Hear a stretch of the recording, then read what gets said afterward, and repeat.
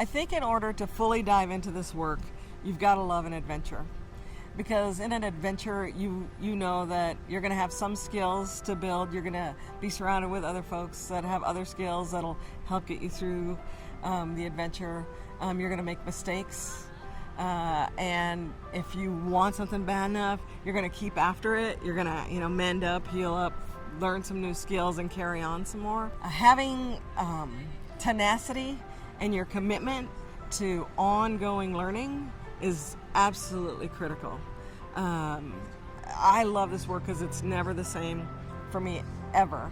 I learn something new every day. And you've got to kind of need to enter that in that learning mentality. Keeps you open to that stuff. I think then the other piece is that compassion is absolutely integral for ourselves and for others. For me, compassion is radical love. And how can we carry compassion through our relationships with people who are not like us? Because it's easy to have relationships with people who are like us. And what we need to be doing is having relationships across difference, building those relationships. And we can do that most easily if we have openness and compassion to them authentically. In terms of strategies that work, I'm certainly no specialist at this. I am an environmental educator and a prairie ecologist. I'm not a social scientist.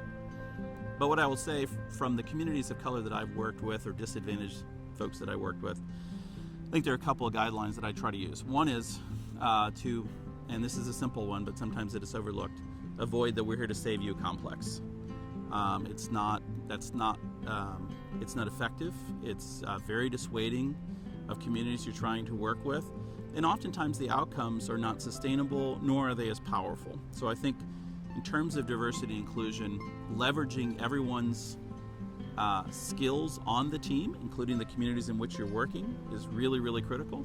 I think listening, obviously, is very, very valuable. You're likely to learn things that will help guide you in your work or even focus your work. And I think the other, the last part is to recognize the common humanity that all folks need: clean air, clean water, living things, biodiversity, in order to thrive. So the issue is just you can't bullshit when you come in. If you're going to offer an environmental science program or a conservation program or anything like that to the youth of Chicago, like the SCA or Project Exploration does, there can't be bullshit. There can't be this, oh, okay, I'm going to come in and I'm going to super help you, and then you're gone in 2 weeks. I remember hearing somebody say the phrase like, we're going to build gardens, we're going to do this, and the students going, are we really going to build that? Because they've been through this. They understand that a lot of organizations come in and go just because of lack of funding, the difficulty of keeping a program in check, all these things. So if you're going to go to Chicago and help the youth there by giving them environmental jobs or giving them environmental training or teaching them to be stewards, you have to say, I'm with you. I understand what you're going through. I've come here because I'm investing in the area, but I'm investing in you, and I want to see you take care of this. I'm just here to give you the skills you need and to be the resource you tap into because you're going to take care of this because this is something you care about. You do that after you get them to care about that, and the way you get them to care about it is show them the future, show them the jobs they could have, show them the opportunities they could have in the future, so that way they want to invest in it. They want to say, okay, I got this, I can do this, now help me out because I'm the one running the show. If we're looking at recommendations from Green 2.0, it's to have a few full-time people that work on these issues, right? But as nonprofits or folks that have to write grants for funding, right? And there's only certain things that the money can be used for. That puts you at a very particular, in a very particular spot. So for me, what I would like is for foundations and people and funders to actually reflect what we're saying and realize that if we want it to change, if we want to see different kids having access, if we want to see different educators, we have to actually fund positions to help organizations move quicker. Depending on where, what it is that's drawing you to these conversations, I'd say just keep on learning, right? Keep on reading, keep on listening. Take a moment over the next week and participate in some sort of activity that is outside of your norm.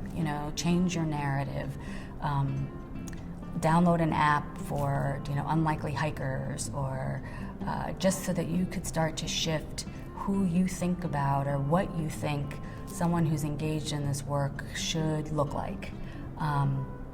and just do some self-work to push against that and recognize when you do sort of default into the stereotypical white male in the outdoor space, catch yourself and think, okay, how do I shift this? Who can I look at that sends a different message, that paints a different picture?